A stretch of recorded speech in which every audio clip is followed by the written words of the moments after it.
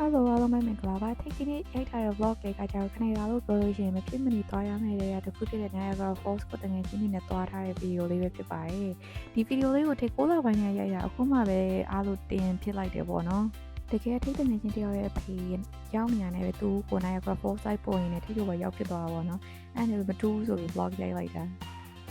အစားရထိတ်တော့နေကင်း7 နာရီသွားမှလောက်တာတယောက်နောက်ချနေရတယ်နေ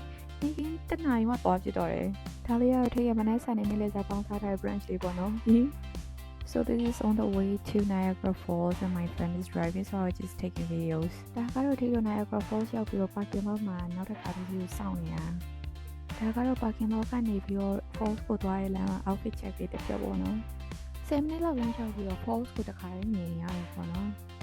ဒါကတော့ Canada side ကနေမြင်ရတဲ့ Niagara Falls view ပဲဖြစ်ပါတယ် enjoy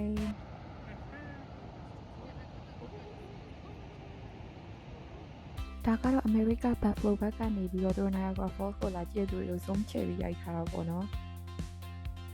ထိတ် Niagara Falls ကိုရောက်တာ9က6ကလောက်တော့ရှိပြီဒါပေမဲ့ရောက်တိုင်း winter break သွားဖြစ်နေတဲ့အတွက်ကြောင့်မလို့ဒီတစ်ခါမှဒီ Niagara City cruises ကိုမစီးဘူးပေါ့နော်ပြီးတော့တကယ်ချင်းဖေးလေးရောက်နေရတယ်တကယ်ချင်းအားလုံးစုံနေရတဲ့ပဲအဲ့ဒီ cruise လေးကိုသွားစီးပြတာလေးကို experience sharing လေးလုပ်လိုက်ပါမယ်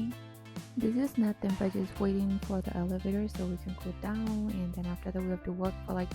2-3 minutes just to get to the boat. So we are down here and as you can see the boat and you can see the floor is a bit closer than usual.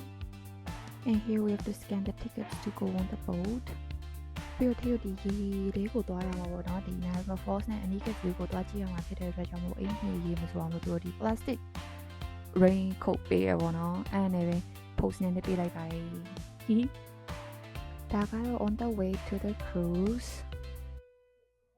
ဒါကတော့ cruise ပေါ်ရောက်ချင်းပထမဆုံးမြင်ရတဲ့ view ပေါ့နော်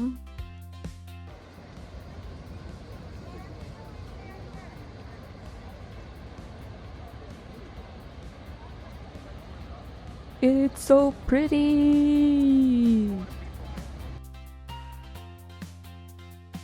ဒါကတော့တက်နဲ့အနီးကပ်ပေါ့နော် selfie ဆွဲခဲ့အနီးကပ်လုံးအနီးကပ်ကိုမြင်နေရအများကြီးတယ်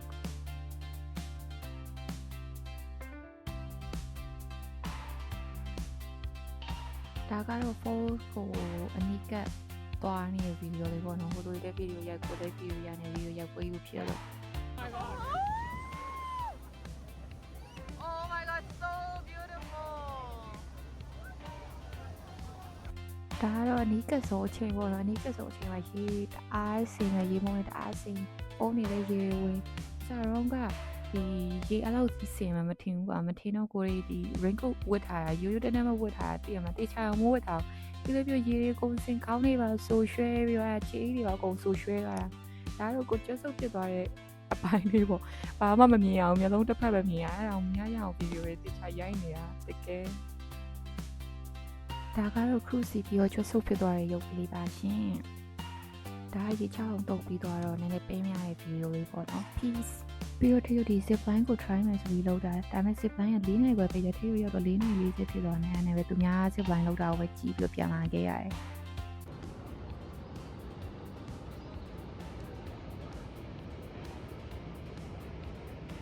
ဒါကတော့ Niagara Falls downtown ပဲပေါ့နော်သူတို့ဒီမှာအားဖြင့်ကိုဒီ tourist attraction တွေတော်တော်များများရှိပြီး movie land တို့ပါတော့နေစားတော့ဆိုင်တို့ပါတော့ပေါ့နော်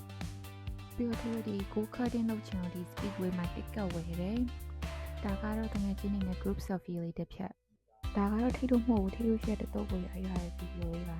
ပြီးတော့ကိုယ်လက်ရောက်တာနဲ့လည်းကပတ်တစ်က helmet တွေဝယ်ပေါ့နော်သူတို့က bumping ကမဟုတ်ဘူးမတချို့ကြောင့်ဝင်တိုက်တဲ့အတွက်ကြောင့်လို့ safety ကိုတော့အဓိကလုပ်ရတယ်ပေါ့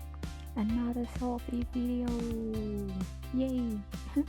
ပြီးတော့တကယ်ချင်းနဲ့တွေ့နေတယ်တကယ်ချင်းကိုပြီးတော့ပိုင်းရလိုက်တယ်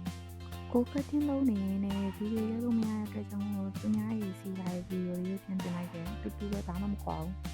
ဒါကတော့ညစာစားပြီးသွားတဲ့ဗီဒီယိုလေးပေါ့နော်ညစာကစားပြီးသွားပြီစားနေအောင်ရိုက်ဖို့မေ့သွားတာစားနေတဲ့ဟာပဲအာရုံစိုက်နေပြီးတော့ရတယ်နဲ့ဟဲ့ပြောပါငါဗီဒီယိုရိုက်အောင်မယ်ဆိုပြီးပြောတာကိုပုံကိုပဲရိုက်မိလိုက်တော့တယ်စားပြီးရတယ်မိုးရွာနေတာနဲ့တကယ်ချင်းတွေကသူ့ကားသွားယူနေတဲ့အချိန်မှာတက်ကတည်းကစားတော့ဆိုင်ချိန်မှာတိုင်ဆောင်နေအောင်